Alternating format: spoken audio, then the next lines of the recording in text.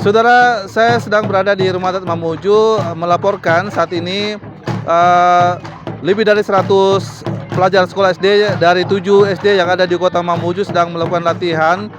Latihan ini adalah dalam rangkaian untuk tampilan dari tarian Kanjilong yang berasal dari Luutang Karampuang yang saat ini bernama Desa Karampuang. Nah, kita akan berbincang atau mengetahui lebih jauh apa alasan yang ingin disampaikan atau pesan yang ingin disampaikan Dewan Kesenian dan Kebudayaan Mamuju, kenapa tarian ini kembali ditampilkan pada puncak acara HUT Manakara yang ke-482.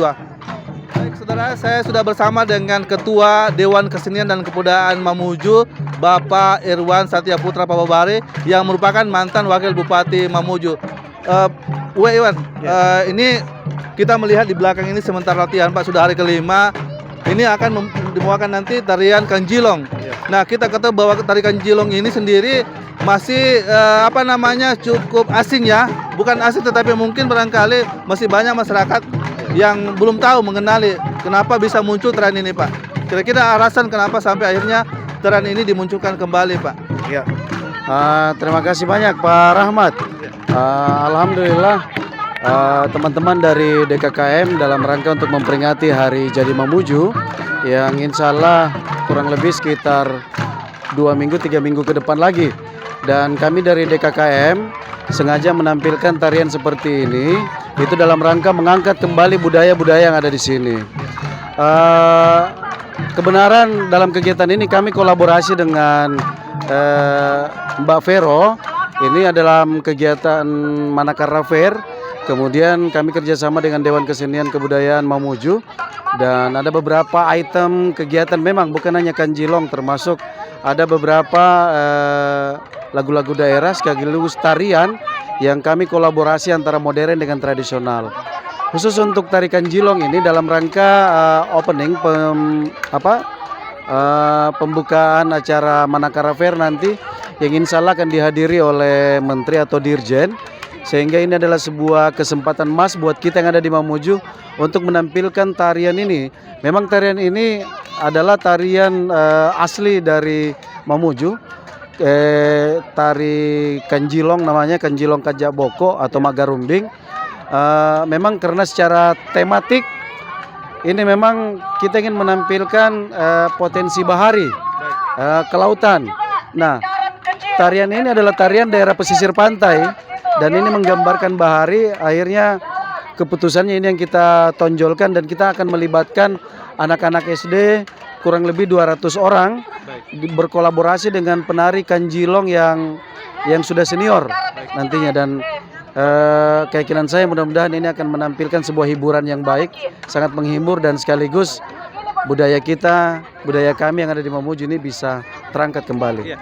Ini kalau kita bicara mengenai tarian yang ada saat ini, kebanyakan masyarakat khususnya generasi muda itu lebih menggandrungi tarian-tarian modern yang sifatnya mungkin komersil ya. Ya. Sementara di KKM sendiri akan mencoba untuk mengangkat kembali tarian-tarian khas tradisional, termasuk mungkin alat-alat musik tradisionalnya. Mungkin bisa. Oh ya, kan kalau kita bicara budaya itu kan dinamis sebenarnya. Bukan hanya kita bicara masa lampau, juga masa sekarang, juga masa akan datang. Persoalan modern bukan sebuah soal. Tetapi ayolah kita kembali menyelami lebih jauh.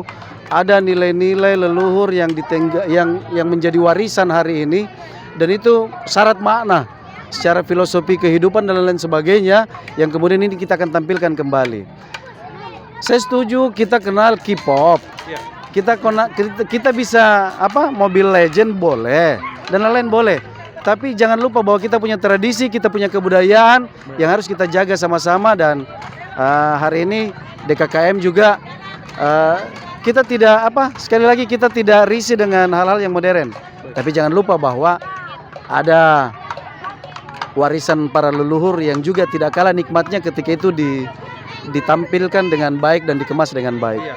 Apalagi dengan melibatkan para pelajar ini ya, paling tidak lebih dini mengenalkan kekayaan etnik kita, Pak. Iya, sengaja memang kami libatkan anak-anak kita Ini kurang lebih 200 orang. Pertama memang edukasinya yang kita tonjolkan, kemudian kita memperkenalkan ke semua orang yang ada di Mamuju, yang ada di Sulbar, yang ada di Indonesia, bahkan kalau perlu mancanegara, termasuk secara personal orang-orang atau anak-anak kita yang terlibat hari ini, bahwa ada tarian yang dari Pulau Karampuang yang juga harus kita perkenalkan dan mereka bisa kenal, akhirnya bisa melibatkan diri secara langsung sebagai penarinya, sebagai koreornya, seperti itu. Tadi W. Irwan mengatakan bahwa menteri terkait nanti akan hadir Pak. Ini paling tidak menggambarkan bahwa Mamuju juga siap untuk menerima tamu-tamu Nusantara untuk lebih mengenalkan Mamuju di kancah nasional dan dunia, begitu Pak. Ya, ini sekali lagi kesempatan kita yang ada di Mamuju, kesempatan emas untuk memperlihatkan kepada negara,